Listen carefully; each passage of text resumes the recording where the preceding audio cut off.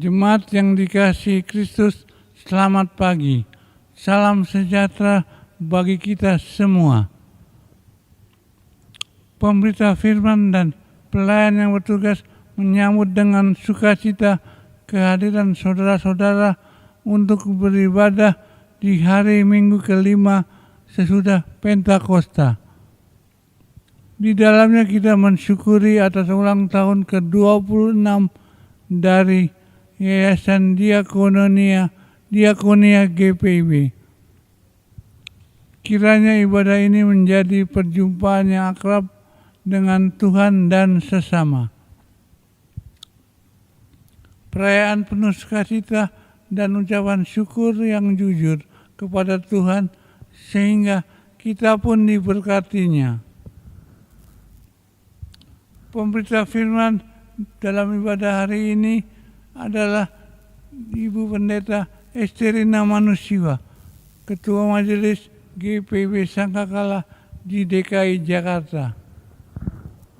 Diakonia atau pelayanan bersama dengan koinonia atau persekutuan dan marturia atau kesaksian adalah 3 tugas misioner gereja yang saling terkait dan mempengaruhi.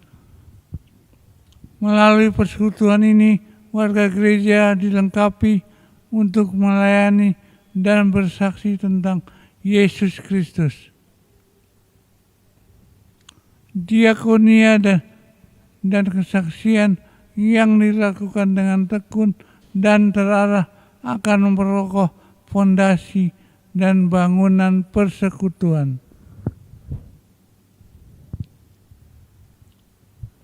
Yayasan Diakonia GPIB adalah salah satu unit misioner yang bertugas merancang dan melaksanakan kegiatan-kegiatan diakonia dalam kebersamaan dengan jemaat-jemaat BP Mupal maupun lembaga-lembaga lainnya. Sehingga pelayanan dan misi Allah melalui GPIB makin terjangkau banyak orang yang terasing dan terpinggirkan di luar gereja, bahkan yang antipati terhadap gereja.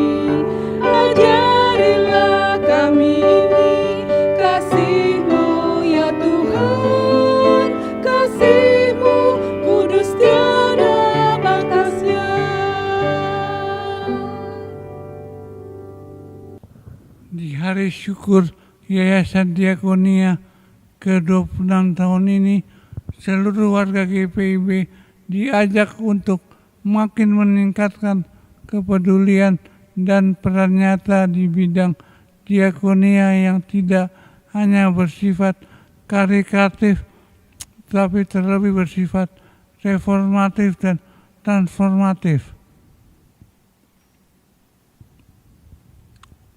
Yesus adalah pelayan atau diakonos sejati.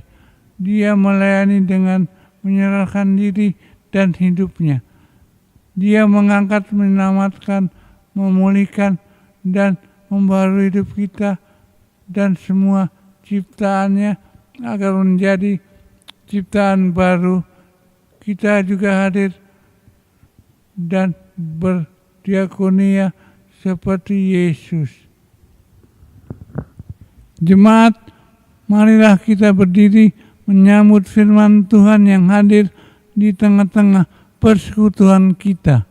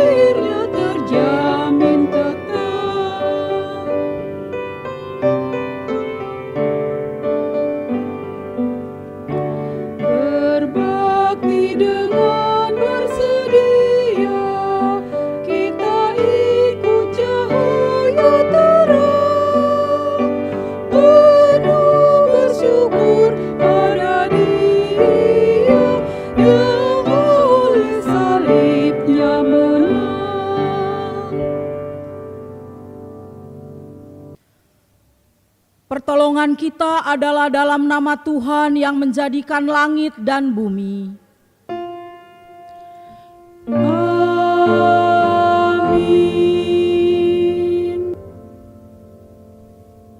Setiap orang yang mendengar perkataanku ini dan melakukannya, ia sama dengan orang yang bijaksana yang mendirikan rumahnya di atas batu. Kemudian turunlah hujan dan datanglah banjir, lalu angin melanda rumah itu. Tetapi rumah itu tidak rubuh sebab didirikan di atas batu. Matius 7 ayat 24 dan 25. Terimalah salam, kasih karunia dan damai sejahtera dari Allah Bapa kita dan dari Tuhan Yesus Kristus menyertai kamu. Dan menyertaimu juga.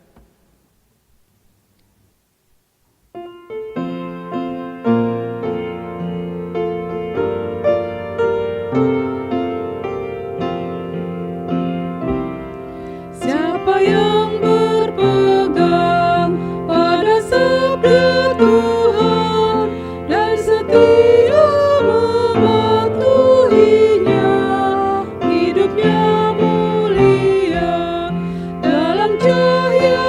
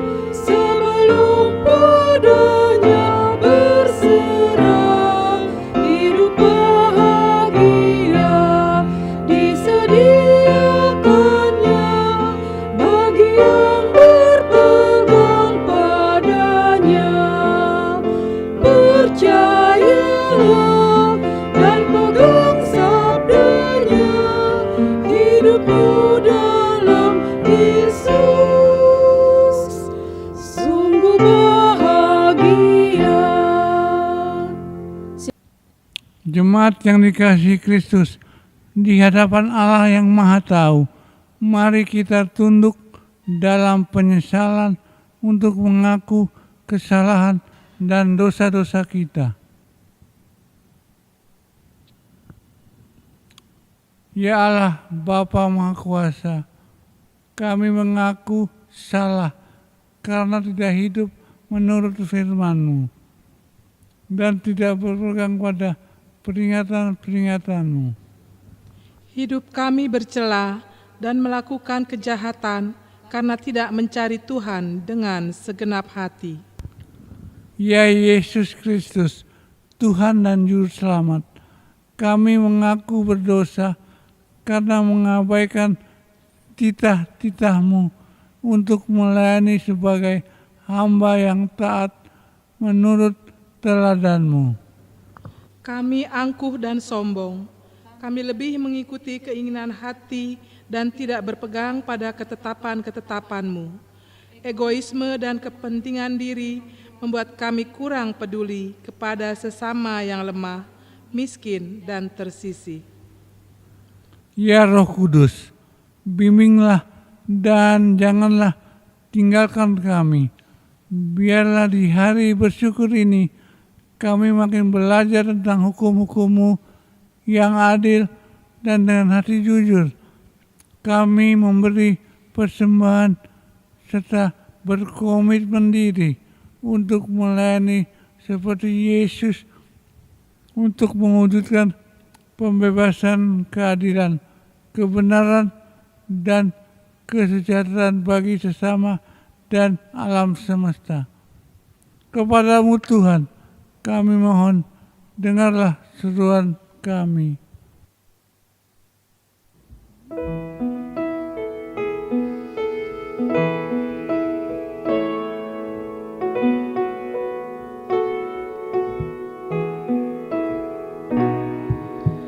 Tuhan kasihani, Kristus kasihani, Tuhan kasihani kami.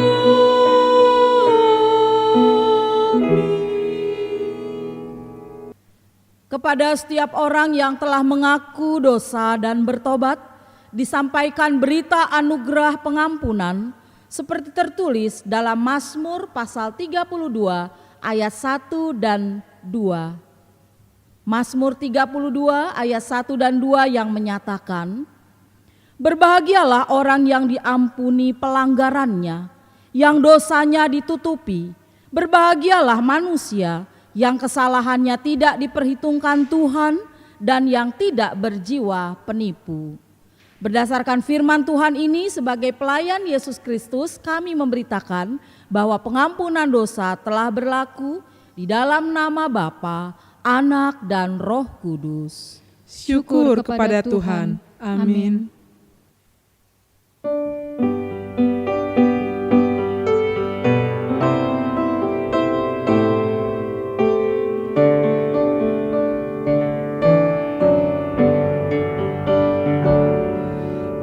Mengalir dalam hatiku ceria dan damai kekal.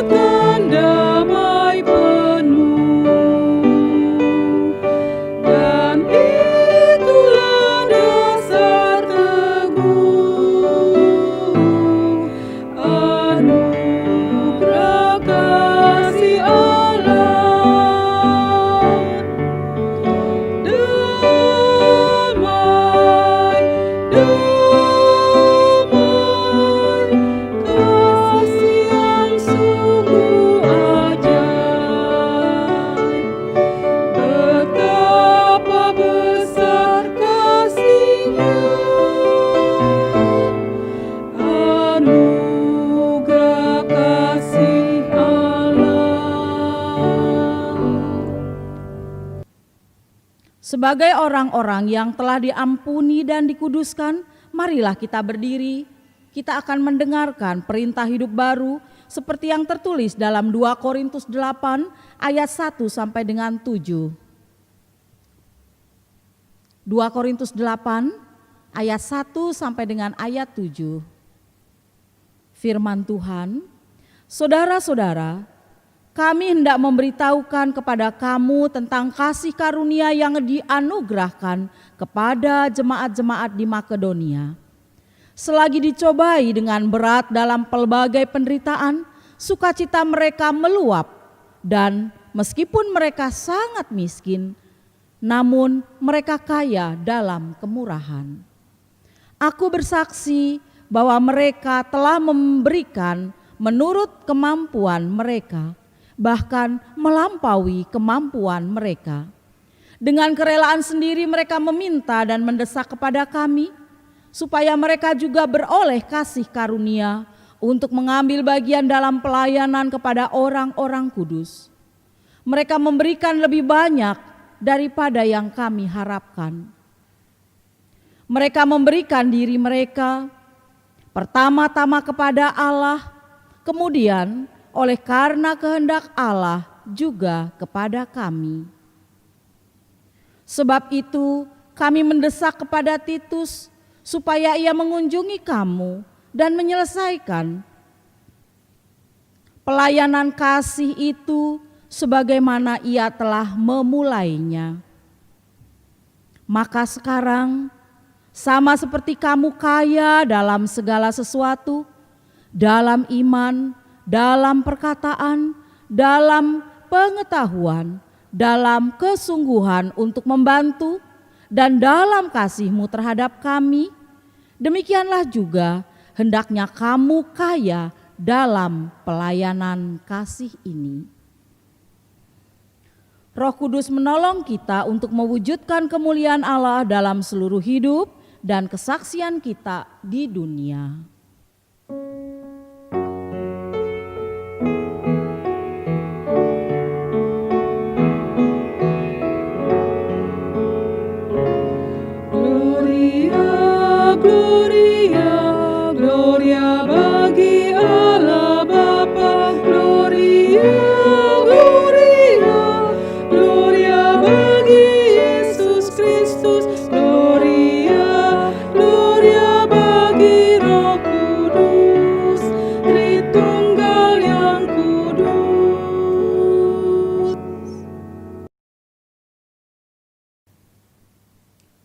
Mari kita berdoa.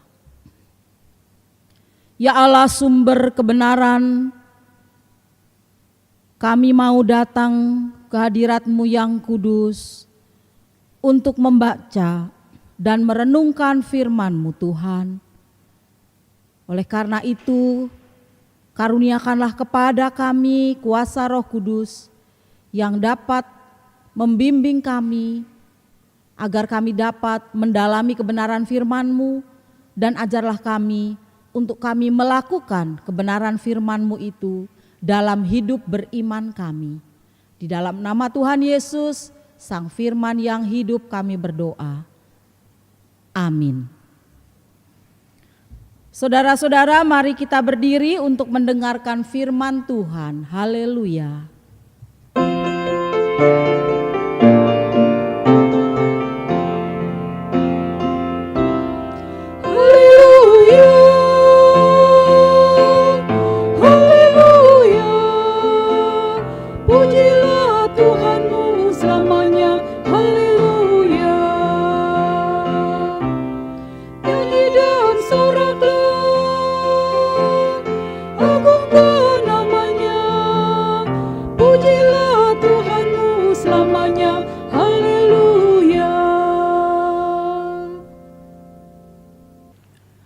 Bacaan Alkitab hari ini terambil dari Hakim-Hakim 2 ayat 6 sampai 16 yang menyatakan, setelah Yosua melepas bangsa itu pergi, maka pergilah orang Israel itu masing-masing ke milik pusakanya untuk memiliki negeri itu. Dan bangsa itu beribadah kepada Tuhan sepanjang zaman Yosua dan sepanjang zaman para tua-tua yang hidup lebih lama daripada Yosua dan yang telah melihat segenap perbuatan yang besar yang dilakukan Tuhan bagi orang Israel. Dan Yosua bin Nun, hamba Tuhan itu, mati pada umur 110 tahun. Ia dikuburkan di daerah milik pusakanya di Timnat Heres, di pegunungan Efraim, di sebelah utara Gunung Gas. Setelah seluruh angkatan itu dikumpulkan kepada nenek moyangnya, bangkitlah sesudah mereka itu angkatan yang lain yang tidak mengenal Tuhan ataupun perbuatan yang dilakukannya bagi orang Israel. Lalu orang Israel melakukan apa yang jahat di mata Tuhan dan mereka beribadah kepada para Baal. Mereka meninggalkan Tuhan Allah nenek moyang mereka yang telah membawa mereka keluar dari tanah Mesir, lalu mengikuti Allah lain dari antara Allah bangsa-bangsa di sekeliling mereka dan sujud menyembah kepadanya sehingga mereka menyakiti hati Tuhan. Demikianlah mereka meninggalkan Tuhan dan beribadah kepada Baal dan para Asitoret. Maka bangkitlah murka Tuhan terhadap orang Israel. Ia menyerahkan mereka ke dalam tangan perampok dan menjual mereka kepada musuh di sekeliling mereka, sehingga mereka tidak sanggup lagi menghadapi musuh mereka. Setiap kali mereka maju, tangan Tuhan melawan mereka dan mendatangkan malapetaka kepada mereka, sesuai dengan apa yang telah diperingatkan kepada mereka oleh Tuhan dengan sumpah, sehingga mereka sangat terdesak. Maka Tuhan membangkitkan hakim-hakim yang menyelamatkan mereka dari tangan perampok itu. Demikian pembacaan Alkitab. Hendaklah firman Tuhan dengan segala kekayaannya diam di dalam hatimu dan ucaplah syukur kepada Allah.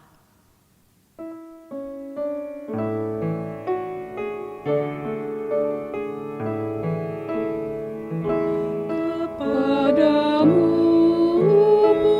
puji-pujian, mada syukur dan segala kemuliaan. Ya Bapa, Putra, Roh Kudus, sampai kekal selama-lamanya. Silahkan duduk. Saudara-saudara yang dikasihi dan yang mengasihi Tuhan Yesus, ada pepatah mengatakan, seekor keledai tak akan jatuh pada lubang yang sama sebanyak 2 kali. Pepatah ini hendak menegaskan bahwa binatang yang dianggap paling bodoh bisa belajar dari pengalamannya, sehingga dia tidak mengulangi lagi kesalahannya. Bila binatang saja, dalam hal ini keledai, bisa seperti itu, apalagi kita manusia. Sebab apa? Sebab manusia jauh lebih cerdas daripada binatang keledai itu tadi. Namun sayangnya, walaupun manusia ini cerdas, dia bisa saja keras kepala. Bisa saja dia tegar tengkuk, bahkan terus mengulang kesalahannya yang sama. Itulah yang dialami saudara-saudara juga oleh bangsa Israel. Dia mengulang kesalahan yang satu, kemudian bertobat, mengulang lagi kesalahan yang sama, bertobat, begitu seterusnya. Saudara-saudara, kitab Hakim-Hakim mengisahkan tentang pengalaman jatuh bangun bangsa Israel dalam kesalahannya, juga dalam dosanya, serta tentang pengampunan dari Tuhan. Ketika pada saat itu bangsa Israel menyadari dia bersalah, ketika dia pada saat itu menyadari bahwa dia berdosa. Di tanah Kanaan yang sudah dianugerahkan Tuhan kepada Israel sesuai dengan janji Tuhan kepada Abraham, leluhur bangsa Israel itu, dan setelah umat Israel sendiri pada saat itu mendiami tanah Kanaan, kemudian lahirlah generasi baru yang tidak mengalami secara langsung peristiwa angkatan sejaman Yosua pada saat itu. Bahkan pada saat Yosua wafat ataupun juga meninggal. Generasi baru yang lahir dan tinggal di tanah perjanjian itu jatuh ke dalam dosa. Apa dosanya?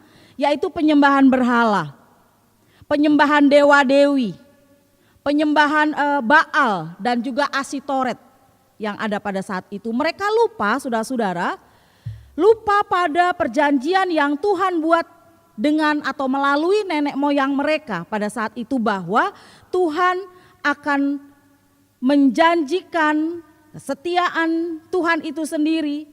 Tuhan akan menjadi umat mereka sendiri, yaitu Tuhan yang mengasihi, Tuhan yang taat, Tuhan yang setia selalu kepada umatnya, meskipun, sekali lagi, meskipun umatnya lagi-lagi jatuh ke dalam dosa. Kesetiaan dan ketaatan itu adalah respons kasih, yaitu kasih mereka karena Tuhan telah memilih mereka menjadi umat kepunyaannya. Umat yang sangat dikasihi, umat yang sangat diberkati. Kasih dan juga berkat dari Tuhan itu dinyatakan dengan cara yang ajaib ketika Tuhan pada saat itu membebaskan umat Israel dari perbudakan di tanah Mesir, menuntun mereka siang, kemudian juga malam hari sepanjang pengembaraan mereka di padang gurun Sinai. Hingga akhirnya kita tahu robohnya tembok Yeriko dan Israel akhirnya menduduki tanah Kanaan atau tanah perjanjian itu.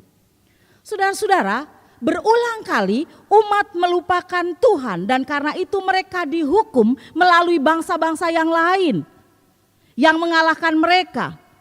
Mereka lalu berteriak minta tolong kepada Tuhan. Lalu kemudian dalam bacaan kita ini Tuhan mengutus hakim-hakim yang memimpin mereka untuk lebih sungguh-sungguh bertobat. Tuhan mengutus hakim-hakim pada saat itu untuk mereka, memimpin mereka berperang melawan musuh-musuh Israel. Namun setiap kali setelah mereka menang, mereka menikmati kesejahteraan hidup melawan musuh-musuh Israel pada saat itu. Ketika mereka merasakan semuanya itu sebagai bangsa dan umat Tuhan, mereka melupakan Tuhan. Mereka jatuh lagi ke dalam dosa penyembahan berhala. Dan begitu seterusnya, saudara-saudara. Kalau Bapak Ibu Saudara, khususnya anak-anak pemuda ya, ingat tuh jatuh bangun. Ya, jatuh bangun lagu dangdut. Jatuh bangun, jatuh bangun. Nah, umat Israel pada saat seperti itu. Padahal mereka pada saat itu sudah diingatkan melalui para hakim yang diutus ataupun juga dipilih oleh Tuhan. Para hakim itu secara silih berganti memimpin umat Israel dalam situasi saat itu. Seperti kalau kita tahu ada hakim Otniel, ada hakim Ehud, ada hakim Samgar, Deborah, Barak, Gideon, Tola, Yair, Yefta, Elon, Abnon, Simson. Ditambah lagi juga ada hakim Eli dan kemudian Samuel. Sebelum Israel pada saat itu kemudian menjadi kerajaan yang dipimpin oleh raja-raja. Saudara-saudara yang dikasihi Allah dalam Tuhan Yesus, kisah kehidupan umat Israel ini bersama dengan para hakim memimpin di Israel itulah kemudian yang diuraikan dalam keseluruhan kitab Hakim-Hakim. Nah, bacaan kita hari ini Hakim-Hakim 2 ayat 6 sampai dengan ayat yang ke-16. Mari kita lihat. Situasinya adalah bahwa situasi Israel generasi baru yang lahir dan yang tinggal di tanah Kanaan pada saat itu dapat dikatakan sebagai generasi yang bersyukur. Sebagai generasi baru yang harusnya bersyukur tapi mereka tidak bersyukur atau lupa bersyukur atas pimpinan Tuhan, atas karya Tuhan yang sudah membebaskan mereka, membebaskan nenek moyang mereka dari Mesir, dan juga kembali membawa mereka pulang memasuki dan mendiami tanah Kanaan sebagai milik mereka. Berulang kali Israel generasi baru ini, saudara-saudara, jatuh lagi di dalam penyembahan berhala, dalam penyembahan Baal. Mereka melakukan apa yang jahat dalam pemandangan Tuhan. Mereka melupakan Tuhan yang selalu mengasihi mereka sejak Tuhan memilih Abraham, Ishak, Yakub, bahkan nenek moyang mereka yang mengalami peristiwa Mesir hingga ke tanah Kanaan. Kemudian saudara-saudara, akibatnya apa? Akibatnya Tuhan menghukum mereka. Tuhan menyerahkan mereka kepada musuh-musuh Israel yang berperang, mengalahkan dan merampok harta milik mereka, bahkan tanah yang diberikan menjadi milik mereka. Bahkan ketika mereka maju berperang melawan musuh-musuh mereka, mereka dipukul, kalah oleh tangan Tuhan sendiri melalui bangsa-bangsa sekitar itu. Tuhan kemudian mengutus hakim-hakim untuk mengingatkan Israel tentang kesalahan mereka, tentang dosa mereka. Akhirnya apa? Endingnya sih memang betul. Israel pada saat itu menyesal, dia bertobat. Oleh karena itu dengan dipimpinnya hakim-hakim itu, Israel akan mengalahkan musuh-musuh mereka. Dan situasi seperti ini saudara-saudara yang ternyata berulang kali terus-menerus mereka lakukan. Setiap kali seorang hakim pada saat itu yang telah membawa mereka kepada pertobatan, membawa mereka meraih kemenangan, lalu kemudian para hakim itu meninggal atau wafat, maka Israel kembali lagi melakukan kejahatan. Kembali lagi ketika para hakim itu meninggal, orang-orang Israel mulai lagi menyembah patung atau Baal-Baal yang lain dan meninggalkan Tuhan. Lalu Tuhan menghukum Israel dan setelah itu Tuhan mengutus seorang hakim yang baru untuk mengajak Israel bertobat. Maka Tuhan memberikan kemenangan kepada mereka. Saudara-saudara yang dikasihi Allah dalam Tuhan kita Yesus Kristus, melalui perikop kita ini aplikasinya adalah bahwa kita diingatkan. Kita harus selalu mengucap syukur sebagai wujud mengasihi Tuhan. Hidup di dalam ketaatan, hidup di dalam kesetiaan kita kepada Tuhan. Hidup di dalam kehendak Tuhan. Kita lakukan semua itu saudara-saudara karena Tuhan telah memilih kita. Kita telah dipilihnya menjadi miliknya, menjadi umat kepunyaannya. Umat yang dikasihi, umat yang disayangi, umat yang ditebus, umat yang dipeliharanya sepanjang waktu. Oleh sebab itu kita diingatkan di sini bagaimana kita mengucap syukur atas segala kasih sayang yang Dia berikan kepada kita. Kemudian aplikasi yang kedua, kita belajar bahwa di dalam kasih Tuhan yang tidak menghendaki kita hilang, Tuhan tidak menghendaki kita binasa saudara-saudara di dunia ini, Dia tidak ingin itu. Oleh sebab itu kita diajak terus-menerus dalam tegurannya, dalam saapaannya. Kita bahkan diingatkan terus. Bahkan saudara-saudara, kalau kita diingatkan sekali, diingatkan kedua kali, tetap enggak berubah, tetap enggak bertobat, masih hidup di dalam kegelapan, masih hidup di dalam kesalahan, masih hidup di dalam kejahatan, dan masih hidup di dalam dosa, maka firman Tuhan ini tentunya juga menjawab kehidupan kita. Tuhan akan menghukum kita. Caranya seperti apa kita tidak tahu. Hukuman Tuhan itu seperti apa. Tetapi semuanya itu saudara-saudara Tuhan lakukan karena Dia mengasihi kita. Dia menghendaki kita berada di dalam kasih yang sama kepadanya. Sama seperti seorang tua Bapak Ibu Saudara ketika anaknya tidak membuat PR misalnya ya. Ada hukuman tertentu distrap misalnya dia tidak dapat orang tuanya tidak memberikan uang jajan misalnya seminggu. Atau mungkin ketika ketahuan anaknya bolos orang tua dipanggil ke sekolah ya karena ketahuan bolos, orang tua karena sayang, karena cinta kepada anaknya dia didik anaknya. Mungkin pada saat itu anaknya tidak boleh sementara nonton TV atau tidak boleh main HP dulu gitu ya. Seminggu gak boleh main HP, nanti kalau liburan silahkan baru main HP ya. Mungkin cara-cara seperti itu. Maksudnya apa? Orang tua tetap mengasihi, mencintai dan menyayangi anaknya. Sama juga dengan Tuhan. Dia tetap terus-menerus kadang menegur kita, menasihati kita, mengingatkan kita untuk kita tidak larut di dalam dosa dan kesalahan kita. Kemudian yang ketiga, memelihara persekutuan yang akrab dengan Tuhan. Itu adalah wujud syukur kita sepanjang waktu. Persekutuan yang akrab dengan Tuhan dapat kita nyatakan. Baik kita lewat doa ya, doa kita. Lewat pembacaan firman Tuhan. Lewat teguran, khotbah atau renungan yang kita dengar. Melalui ibadah itu kita diingatkan saudara-saudara untuk terus menerus membangun satu relasi yang bagus. Relasi yang indah dengan Tuhan. Benar kalau orang katakan Tuhan juga hadir kok di rumah. Ya, pada masa-masa stay at home kita diam di rumah, Tuhan juga hadir kok. Ibadah kita sekarang hari Minggu ini juga masih di rumah. Di rumah saja, kita tidak ke gereja, begitu ya. Kita katakan Tuhan juga hadir kok. Jadi Bapak Ibu Saudara yang sangat disayangkan, yang sangat ditakuti tanda kutip ya, setelah masa pandemik ini orang lagi malas datang ke gereja. Karena apa? Mungkin pemahamannya seperti itu, Tuhan juga hadir kok, betul. Tuhan hadir dalam doa, dalam persekutuan, dalam ibadah, dalam puji-pujian, dalam renungan, dalam khotbah, benar. Tetapi Tuhan juga itu hadir lewat persekutuan kita. Jadi jangan ketika kita sekarang udah keenakan di rumah terus ya. Dari Maret, April, Mei, Juni udah hampir 3 bulan lewat ya. 3 bulan lewat kita di rumah aja, lalu kemudian kita nggak mau lagi ke gereja gitu. Jangan sampai seperti itu saudara-saudara. Jangan sampai kemudian gereja kita kosong seperti ini dan seterusnya. Atau jangan sampai gereja kita kosong seperti di barat. Ya seperti di Eropa. Saya pernah melihat memang pada saat jam ibadah cuma sedikit yang datang. Yang hadir yang masuk di gereja tuh yang tuir-tuir. Nah, yang usia lansia, yang PKLU, anak mudanya kemana? Nggak ada saya lihat. Padahal gedung gerejanya megah, bagus, indah saudara-saudara. Tapi ketika melihat di dalamnya hanya beberapa orang bisa dihitung dengan jari. Tentu kita tidak ingin seperti itu saudara-saudara. Kita tetap ingin bahwa gereja kita ini juga penuh. Nantinya setelah masa pandemik COVID-19 berakhir.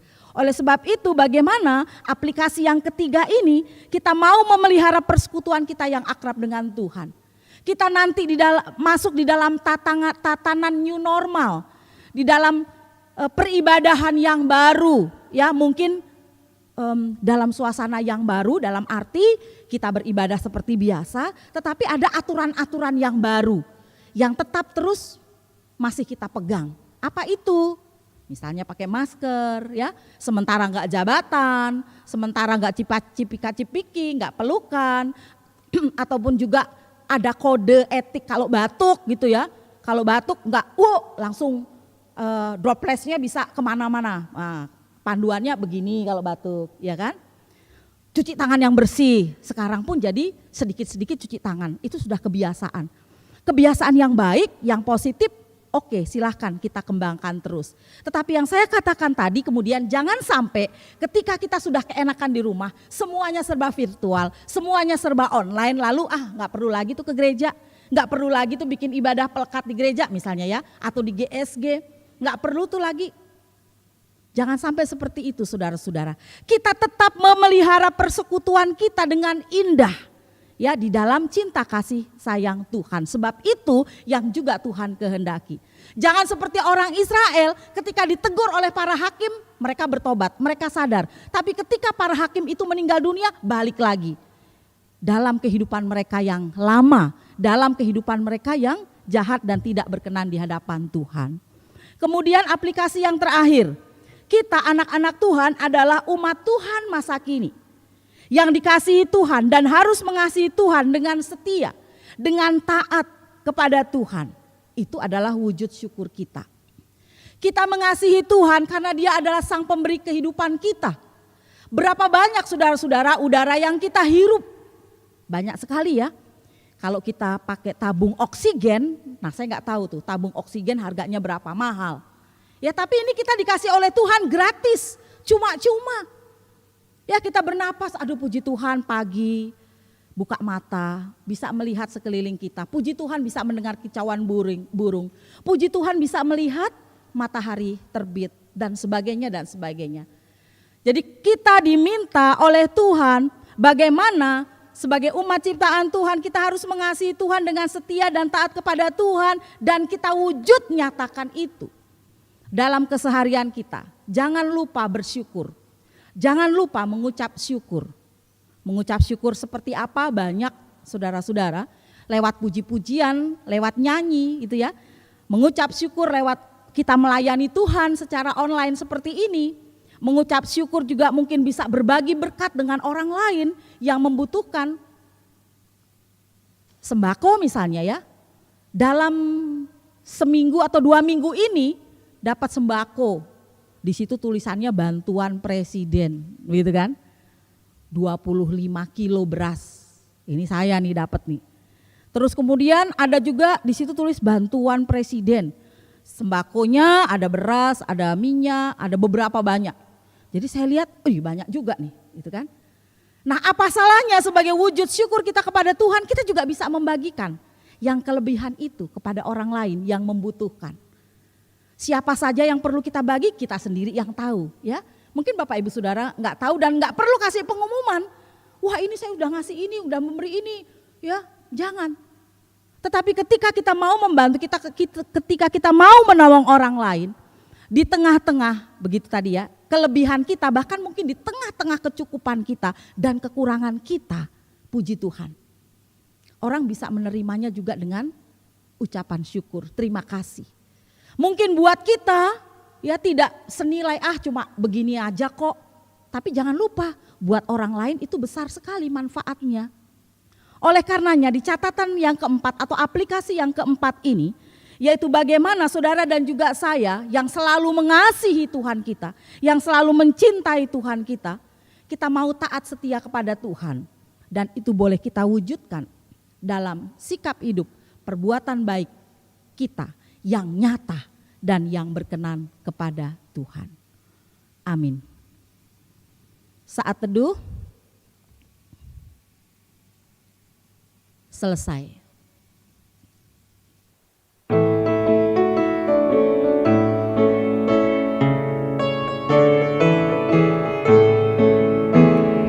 Berpeganglah pada janji Tuhanmu, di sepanjang masa Ia beserta.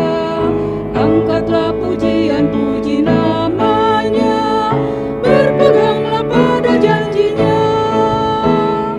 Jangan bimbang, berpeganglah pada janji juru selamat. Jangan bimbang, percaya pada janji Tuhanmu.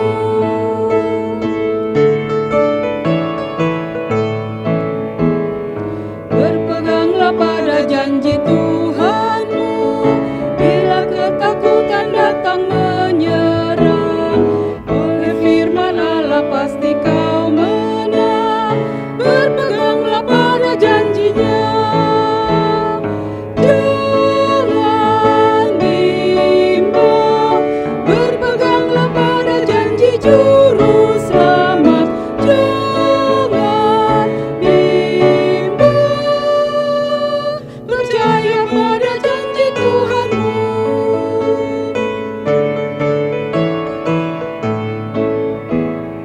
Berpeganglah pada janji Tuhanmu, karena kau dibasuh oleh darah-Nya. Kristus sudah membebaskan hidupmu, berpeganglah pada janji-Nya. Jangan bimbang, berpeganglah pada janji juru selamat.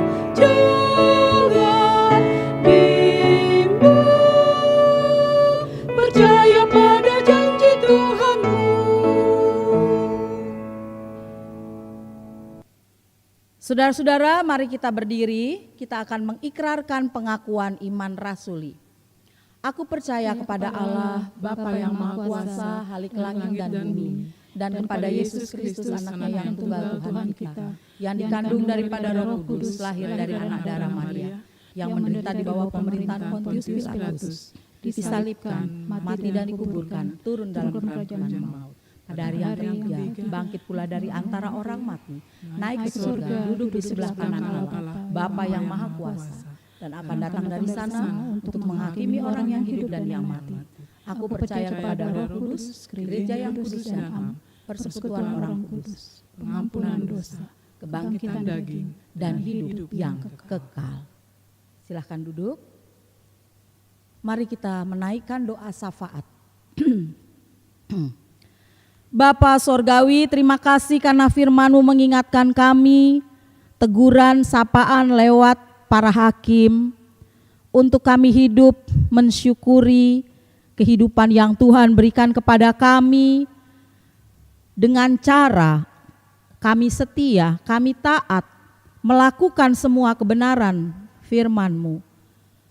Dengan cara kami boleh bersyukur atas hidup kami yang Engkau berikan kepada kami, nafas kehidupan kami, udara segar, suami, istri, orang tua, anak yang Tuhan berikan kepada kami. Kami juga boleh bersyukur ketika kami juga memiliki persekutuan yang indah di tengah kami jemaat GPIB Sangkakala. Meskipun dalam situasi seperti ini kami masih tetap beribadah secara online. Namun Tuhan, setelah pandemi COVID berakhir ini, kami boleh kembali bersekutu. Kami boleh kembali datang kepada Tuhan lewat ibadah kami. Bapa Surgawi, lewat doa syafaat ini Engkau memberkati bangsa dan negara kami Indonesia yang kami cintai. Tuhan Yesus menyayangi para pemimpin kami, memberikan roh hikmat bagi mereka. Tuhan Yesus juga menganugerahkan keselamatan bagi para pemimpin kami dalam mereka menjalankan tugas-tugasnya.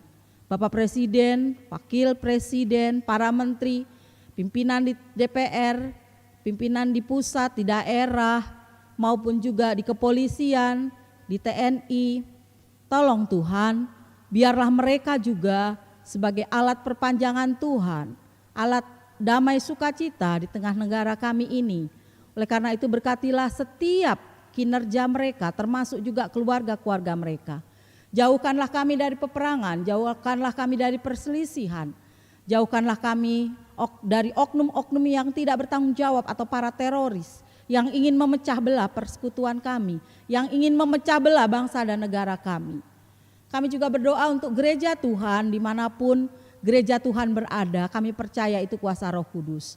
Termasuk juga GPIB di tingkat sinodal, juga di Musyawarah Pelayanan Jakarta Barat, jemaat kami Sangkakala, presbiter, ke-6 pelayanan kategorial, panitia, komisi, jemaat sektor 1 dan 2, serta juga Tuhan pegawai yang bekerja.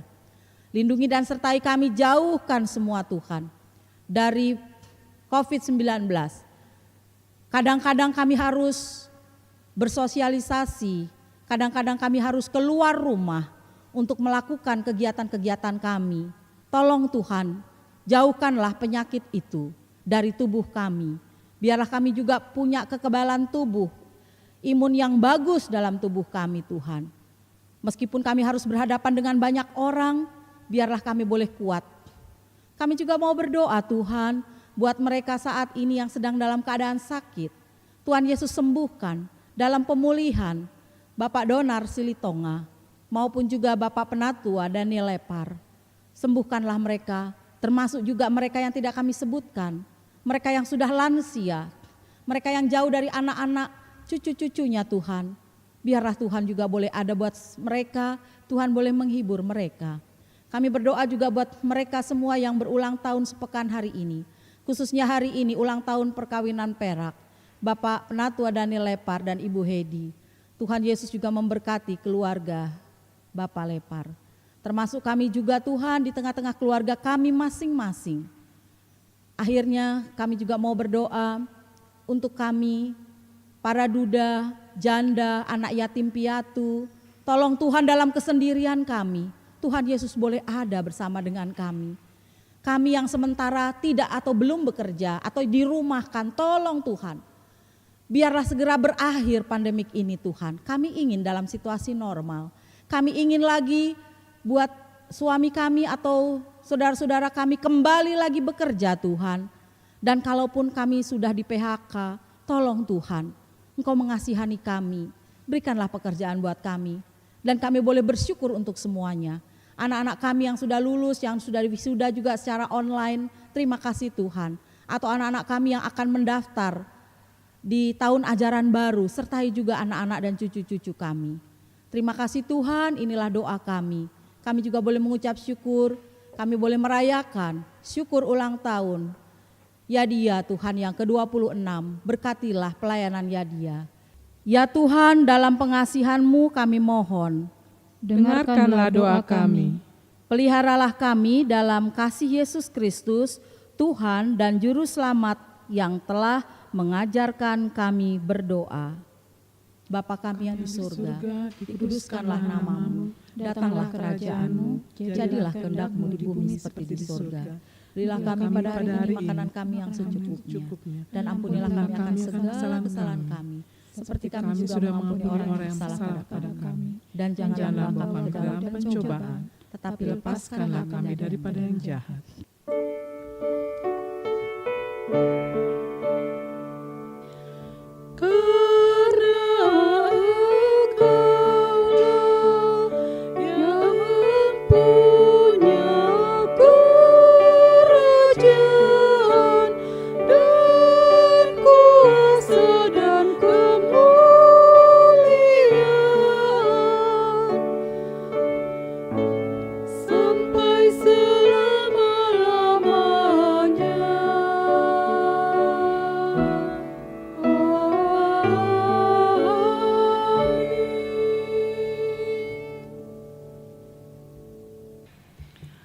Jemaat, marilah mengucap syukur kepada Tuhan dengan memberi persembahan kepadanya.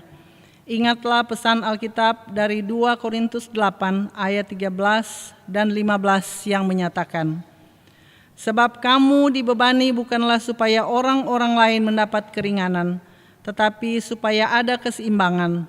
Seperti ada tertulis, orang yang mengumpulkan banyak tidak kelebihan, dan orang yang mengumpulkan sedikit tidak kekurangan. Tuhan memberkati saudara dan persembahan saudara. Persembahan bisa ditransfer ke rekening majelis jemaat atau disetor langsung ke kantor gereja. Kita bernyanyi dari Gita Bakti 77 bait 1 sampai 2 persepuluhanmu.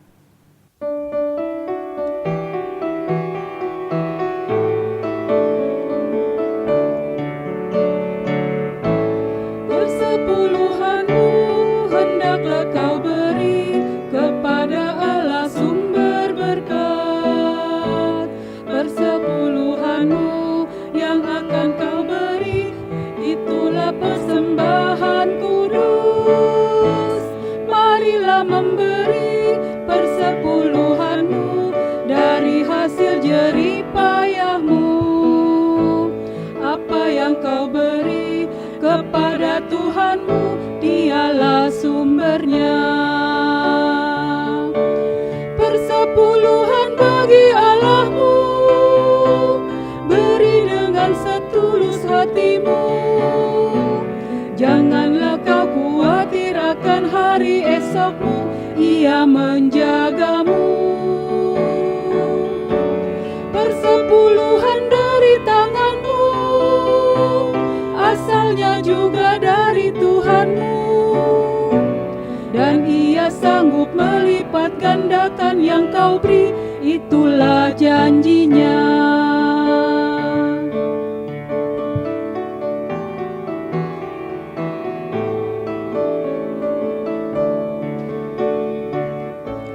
Persepuluhanmu yang sudah kau beri memuliakan Sang Pemberi. Persepuluhanmu yang sudah kau beri menjamin hidup sesamamu. Persepuluhanmu yang sudah kau beri menjadi akta di hidupmu. Percayalah teguh, Tuhan Sang Pemberi menjamin hidupmu. Persepuluhan bagi Allahmu, beri dengan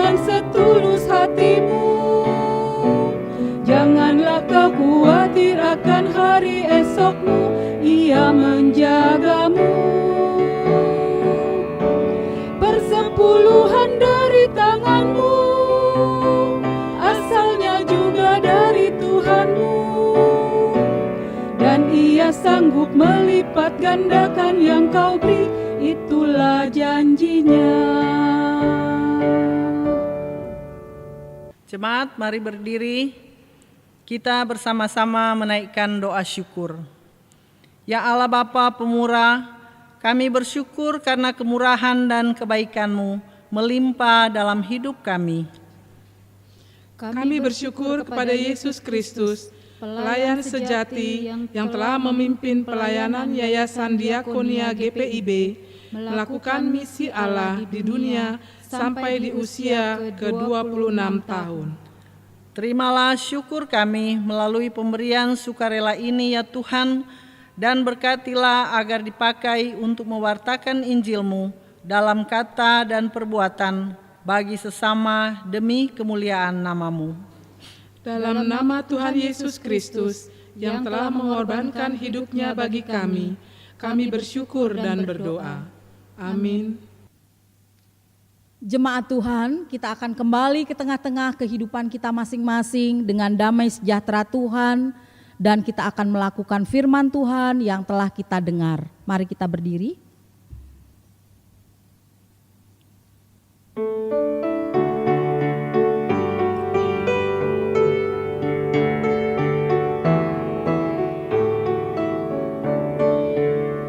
Hai umat Tuhan, jelikanlah matamu, dengarlah tangis dan ratap yang tertindas.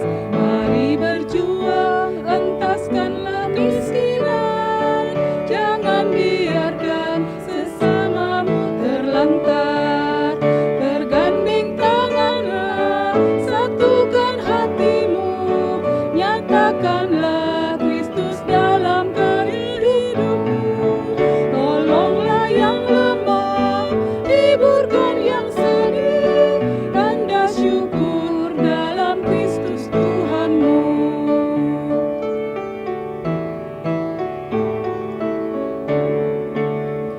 Hai umat Tuhan, satukanlah ikatan, murnikan kasih, rendahkanlah hatimu. Setiap orang diberikannya talenta untuk berkarya, bersaksi bagi Tuhan. Bergandeng tanganlah, satukan hatimu, nyatakanlah Kristus dalam karya hidupmu. Tolonglah yang lemah, hiburkan yang sedih, tanda syukur dalam Kristus Tuhanmu. Tuhan memberkati engkau dan melindungi engkau. Tuhan menyinari engkau dengan wajah-Nya dan memberi engkau kasih karunia.